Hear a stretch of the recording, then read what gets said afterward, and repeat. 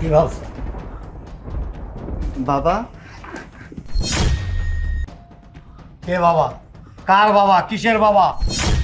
যেদিন তুমি আমার অবাধ্য হয়ে বিয়ে করছো সেদিন থেকে তুমি আমার কাছে মৃত। স্নেহা।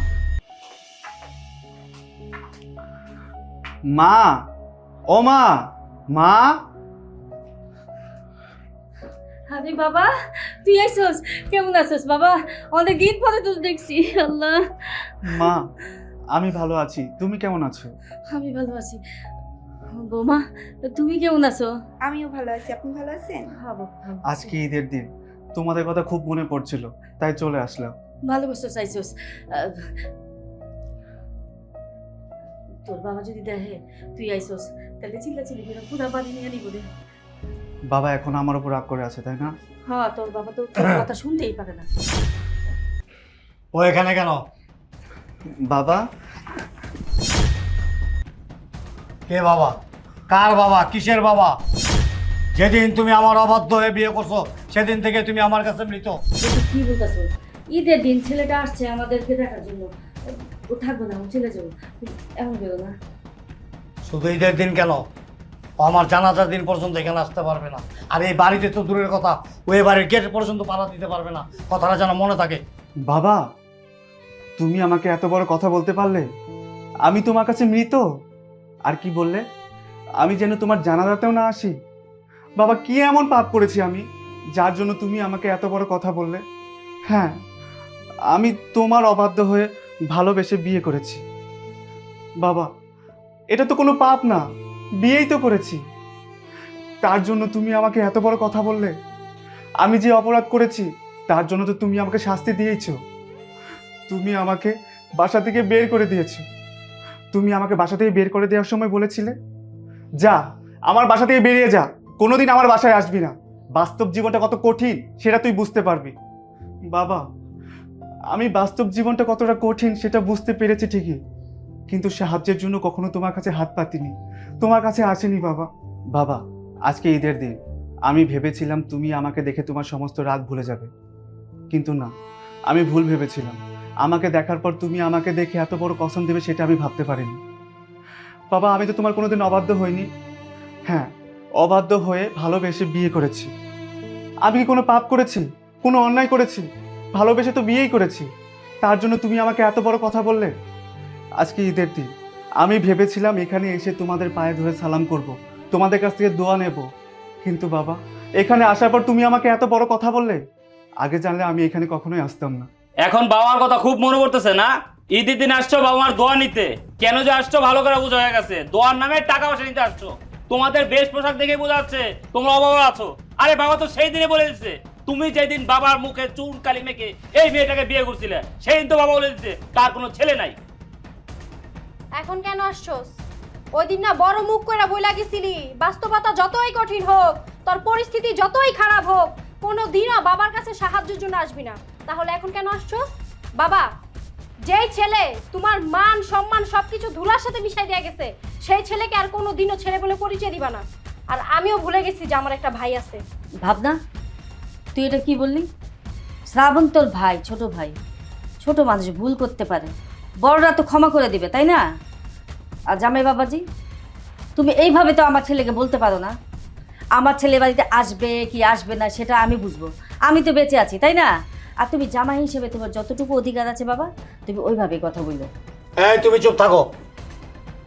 জামাই যা বলছে ঠিকই বলছে। আমার সমস্ত বিষয়ে কথা বলার অধিকার আমি জামাইকে দিছি এবং জামাই সে অধিকার রাখে। এখন থেকে জামাই বলো আর ছেলে বলো, ও সব কিছুই আমার। তুমি পারো, তুমি সব কিছুই পারো। তুমি তো বাবা, তুমি ছেলেকে না দেখেও থাকতে পারো, কিন্তু আমি তো মা, আমি পারি না। আমি পারি না, আমার ছেলেকে ছাড়া থাকতে আমি পারি না। আমার ছেলেকে না দেখে আমি থাকতে পারি না। আচ্ছা, আমার ছেলে কি এমন অন্যায় করছে বলো তো? আমার ছেলে তো নিজের পছন্দ এখানে শুধু বিয়ে করছে, তাই না? এটা কি খুব একটা বড় অন্যায়? হ্যাঁ, দুনিয়াতে আরো অনেক মানুষ আছে যে এই কাজগুলি করে, নিজের পছন্দে বিয়ে করে। দুনিয়ার সেই সব মানুষদের সাথে আমাকে মিশাবো না। আমি যেটা বলছি সেটাই। এবারের সমস্ত সিদ্ধান্ত এখন থেকে আমার পরে যদি কেউ নেয় সেটাই জামাই। মা, তুমি কেন কান্না করছো? তুমি কান্না করো না, আমি তো অপরাধী, আমি অনেক বড় পাপ করেছি।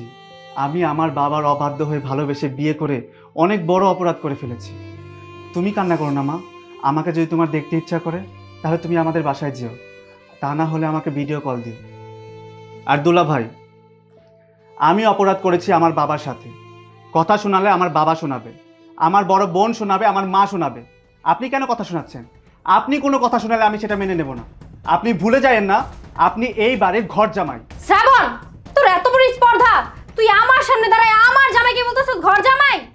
বাবা, আপনার ছেলে যখন আমাকে ভালোবেসে বিয়ে করে প্রথমবার এই বাড়িতে নিয়ে আসে, তখন আপনি আমাদেরকে অনেক কথা বলছিলেন, কিন্তু আমি এই বাড়ির বউ, আমি কোনো কথা বলিনি, আর আমার কথা বলা উচিতও না।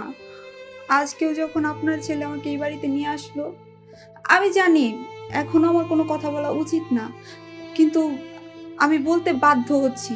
তার জন্য আপনি আমাকে মাফ করে দিবেন। বাবা, আপনার ছেলে কি এমন অন্যায় করছে, কি এমন অপরাধ করছে? শুধুমাত্র আমাকে ভালোবেসে বিয়েই তো করছে। এটা তো ভুল না, এটা তো কোনো অন্যায় না, যার জন্য আপনি ওকে এত বড় শাস্তি দিচ্ছেন। বাবা, আমি তোর বউ। আমি যখন দেখি শ্রাবণ আপনাদের কথা মনে করে কান্না করছে, আপনাদেরকে মিস করছে, আমি ওর চোখের পানি সহ্য করতে পারি না। আমি ওকে অনেকবার বলছি, তুমি যেহেতু বাবা মাকে এত মিস করো, বাবা মাকে এত ভালোবাসো, তাহলে যাও না, বাবা মায়ের সাথে দেখা করো, বাবা মায়ের সাথে কথা বলো। কিন্তু ও আসার জন্য কখনো রাজি হয়নি। ও আপনাদের সাথে অভিমান করেছিল। ও জানতো যদি ও এখানে আসে আপনারা ওকে মেনে নেবেন না, ওকে অনেক কথা শোনাইবেন। বিশ্বাস করেন বাবা, বিশ্বাস করেন মা, ও আজকেও এখানে আসতো না। আমি ওরে বলে নিয়ে আসছি। আপনাদের জন্য আমি শাড়ি আর পাঞ্জাবি কিনছি। আমি শ্রাবণকে বললাম, চলো না, বাবা মাকে এই শাড়ি আর পাঞ্জাবি দিয়ে আসি। বাবা মা তোমাকে দেখে খুব খুশি হবে, পুরনো সব রাগ ভুলে যাবে, সব অভিমান ভুলে যাবে, আমাদেরকে মেনে নিবে।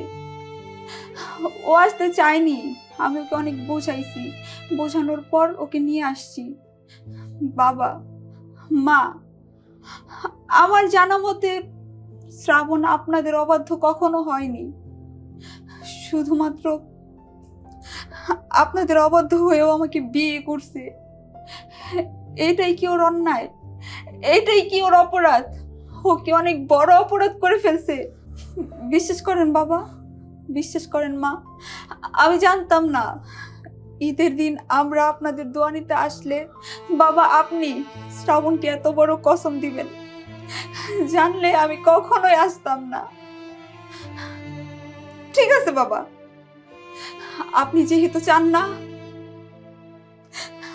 আমরা এই বাড়িতে আসি, আমরা আর কোনো দিন এই বাড়িতে আসবো না। আপনি যেহেতু আমাকে বউ হিসেবে মানতেই পারেননি, আমিও আর কোনো দিন এই বাড়িতে আসবো না। শ্রাবণ, ব্যাগটা দাও।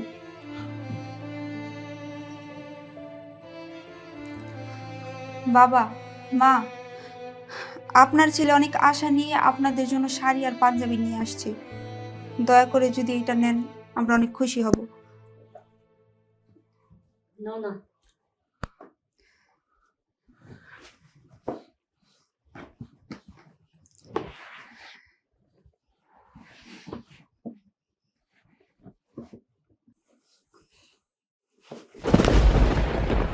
কি ভাবছো? কি ভাবছো তুমি? ঈদের দিন আমার বাসায় আসবা, আয়শা বাবা মাকে সালাম করবা, বাবা মা তোমাদেরকে বুকে জড়ায় ধরবে, আবার সাথে করে নিয়ে আসছো বাবার জন্য একটা পাঞ্জাবি, মায়ের জন্য একটা শাড়ি, এগুলি পায় সব কিছু ভুলে যাবো না? প্রশ্নই ওঠে না। তুমি ওই ধরনের অপরাধ করো নাই। তুমি যে অপরাধ করছো সেটা কোনোদিনও ক্ষমা পাওয়ার যোগ্য রাখে না, ঠিক আছে? আর আমি তোমাকে একটা কথা সাপ বলে দিলাম, আজকের পর থেকে, এখন এই মুহূর্ত থেকে ওর মুখ আমি আর কোনোদিন দেখতে চাই না, ফার্দার যেন না দেখি। দাঁড়ায় রইছিস কেন? বাবা কি বলে গেছে শুনোস নাই? যা বের হ। ভাবনা, তুই যেরকম আমার মেয়ে, শ্রাবণ সেরকম আমার ছেলে। তুই কেমনি করে কস শ্রাবণ এই বাড়ি থেকে বাইরে যেতে? তোর যেরকম অধিকার শ্রাবণের এই বাড়িতে অধিকার। তুই না তোর বাপের মতো হইছস, আর তোর জামাইটাও তোর মতো হইছে।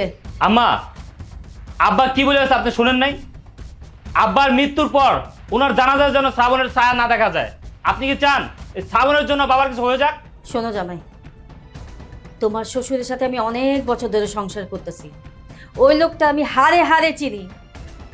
শ্রাবণের উপরে এখন অভিমান করে আছে, রাগ করে আছে। অনেক আগেই মাফ করে দিত, কিন্তু তুমি আর তোমার বউ মিলা তোমার শ্বশুরের কান ভারী করছো যাতে শ্রাবণ এই বাড়িতে না আসে। শ্রাবণ যদি না আসতে পারে তাহলে তো তোমার লাভ, কারণ তোমার শ্বশুর তো বলেই দিছে এখন থেকে তুমি এই বাড়ির ছেলে, এই বাড়ির জামাই, সব কিছু তুমি, সব সম্পত্তির মালিক তো তুমিই হবা। ভাবনা, তোর স্বামী এখন তোর কাছে সব কিছু। তোর স্বামীর কথা শুই না তোর নিজের ভাইরে অপমান করতেছস, বাড়ির থেকে বের করে দিতে চাইতেছস। আরে তোর বাপ যদি কোনোদিন তোর এই বাড়ির থেকে বের করে দেয় না, তোর এই স্বামী তোর সাথে কোনোদিন সংসারও করবো না। আরে না, মা যা বলতেছে সব ভিত্তিহীন, মিথ্যে কথা। মা মনে করতেছে আমি সম্পত্তির লোভে এইসব করতেছি, মা ভাবতেছে আমি সম্পত্তির লোভে তোমার সাথে সংসার করতেছি। কিন্তু না, তুমি বিশ্বাস করো আমি তোমার ভালোবাসি বলেই তো তোমার সাথে এখানে পড়েছি। আরে বাদ দাও তো মায়ের কথা, আমি তো জানি তুমি আমার কতটা ভালোবাসো। আর তাছাড়া বাবা তো শ্রাবণকে ত্যায্যপুত্র করে দিছে, আর ও ত্যায্যপুত্র মানে বিষয় সম্পত্তির মালিক আমি, আর আমি মানে তো তুমি। মা,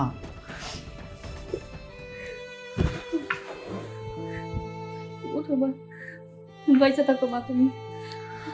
আমরা বাবা তুই ভালো থাকিস। আমরা চলে যাচ্ছি মা। তোর পছন্দের সেমাই রান্না করছি, একটু খা। না মা, খাবো না। মা, আজকে ঈদের দিন একটা অশান্তি শুরু করে দিচ্ছেন, ঝামেলা শুরু করে দিচ্ছেন। আপনার যদি কান্নাকাটি শেষ হয় আর আপনার ছেলেকে দেখা শেষ হয়, তাহলে আপনার ছেলেকে বলেন বাসা থেকে চলে যেতে। একটু পর বাবা যদি আসে ওরে আবার দেখে, তাহলে তো কেমন শুরু হয়ে যাবো। এই তুমি চুপ করো, সবসময় বাড়তি কথা বলো, সংসার মধ্যে অশান্তি করো।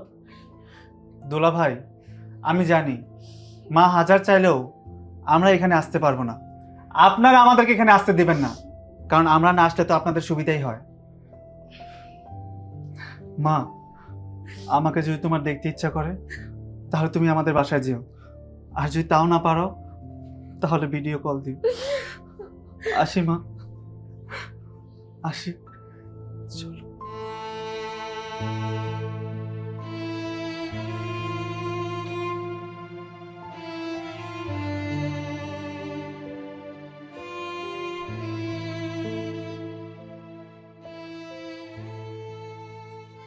এই তোমার মা যা শুরু করছে, কবে জানি বাবার মন গোলায় হলায়, কবে জানি সাবান আবার আসে ওঠে। তুমি চিন্তা করো না, আমি থাকতে আমার ভাই আর কোনোদিন এই বাসায় আসতে পারবে না। তাই যেন হয়।